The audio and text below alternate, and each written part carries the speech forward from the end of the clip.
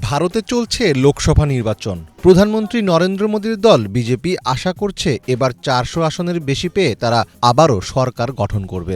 কিন্তু আসলেই কি তেমনটা হবে, নাকি নিজেদের পতন ঠেকাতে ভোটারদের সামনে ধোঁয়াশা সৃষ্টির চেষ্টা চালাচ্ছেন তারা? নির্বাচনের মাঝামাঝি পর্যায়ে এসে বিজেপির এমন আশাকে রীতিমতো দুরাশাই বলছেন ভারতের প্রখ্যাত সিফোলজিস্ট বা নির্বাচন বিশেষজ্ঞ যোগেন্দ্র যাদব। সিফোলজি হল নির্বাচনের ইতিহাস, ভোটারদের ডাটা ও প্রার্থীদের প্রচারণার ধরন বিশ্লেষণকারী গবেষণা, যা নির্বাচনের ভবিষ্যৎ ফলাফল অনুমান করতে পারে। ভারতের নির্বাচন নিয়ে জরিপ ও জনমত সমীক্ষা করার বিষয়ে যোগেন্দ্রের অভিজ্ঞতা প্রায় ৩০ বছরের। বিভিন্ন রাজ্য ঘুরে নিজের অভিজ্ঞতা ও গবেষণার আলোকে এমন মতামত দিয়েছেন তিনি। ভোটের আগে জনমত যাচাইয়ের জন্য তিনি একাধিক প্রতিষ্ঠানের সঙ্গে কাজ করেছেন। সম্প্রতি যোগেন্দ্র দাবি করেছেন, ভারতের নির্বাচনে পাশা বদলানো শুরু হয়ে গেছে। বিভিন্ন রাজ্য ঘুরে তার মনে হয়েছে এবার বিজেপি সংখ্যাগরিষ্ঠতার জন্য প্রয়োজনীয় সংখ্যার চেয়ে অনেক কম আসন পাবে। ভারতের ৫৪৩টি লোকসভা আসনের মধ্যে সংখ্যাগরিষ্ঠতার জন্য ২৭২টি আসনে জেতা জরুরি। গত নির্বাচনে ৩০৩ আসন পেয়ে সরকার গঠন করেছিল বিজেপি। তবে যোগেন্দ্রের মতে এবারের নির্বাচনে ২৭২ আসনের চেয়েও অনেক কম আসন পাবে বিজেপি। এমনকি শরিকদের নিয়েও এবার সরকার গঠনে ব্যর্থ হতে পারে দলটি।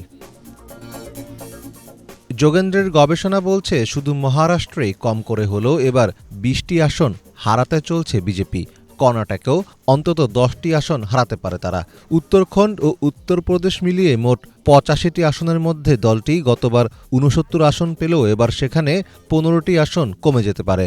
এছাড়া হরিয়ানা, পাঞ্জাব, দিল্লি ও হিমাচল প্রদেশেও বেশ চাপে আছে বিজেপি। বিজেপির শক্তিশালী ঘাঁটি হিসাবে পরিচিত বিহারেও গিয়েছিলেন যোগেন্দ্র। পূর্ব ভারতের এই রাজ্য ঘুরে আসার পর তার মনে হয়েছে সেখানেও এবার ভরাডুবি হবে গেরুয়া শিবিরের। বিহারের ৪০টি লোকসভা আসনের ১৫টি হাতছাড়া হতে পারে তাদের। অর্থাৎ সব মিলিয়ে গতবার জয় পাওয়া আসনগুলোর মধ্যে প্রায় ১০০টি আসনই হারাতে পারে বিজেপি। নির্বাচনের শুরু থেকেই বিজেপি জিতে গেছে বলে ঢালাওভাবে প্রচারণা চালানো হচ্ছে। অনেক নির্বাচন বিশ্লেষকের মতে নিজেদের দুর্বলতা ঢাকতেই এমন ঢাকঢোল পিটাচ্ছে বিজেপি, আর এর ফলে অনেকেই ভোট দেওয়ার আগ্রহ হারিয়ে ফেলেছেন।